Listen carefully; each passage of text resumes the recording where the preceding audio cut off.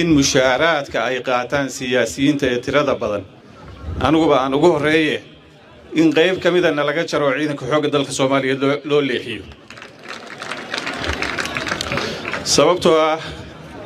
habeen iyo maalin dhaxan iyo kuleel ciidankaas ay noo taagan yihiin ayaan ku seexannaa kuna soo toosnaa siyaasiyiinta waxa la arkayaa xildhibaan aan laba sano xiriira baarlamaankii uu ka tirsanaa aan tegin halka ciidamadu hadday 2 maalin maqnaadaan wax dhibic la yiraahdo laga saarayo mushaarkoodii yaraa cadaalad ma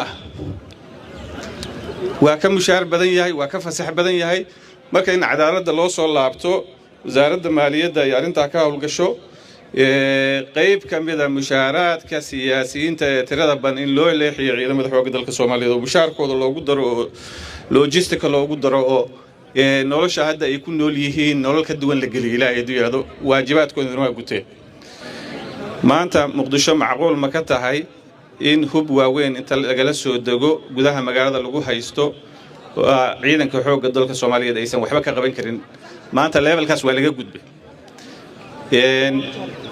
waxaan markaa ku soo gabagabeynayaa ciidanka xoogga dalka Soomaaliyeed waa kaceen waa dhismeen maantana meeshii ugu sareysay ay marayaan hambaliyo xilli kulul ayaan ku jirnaa qodbadeeda intaas aan ku soo gabagabeynayaa mar labaad waa idin hambaliyeenayaa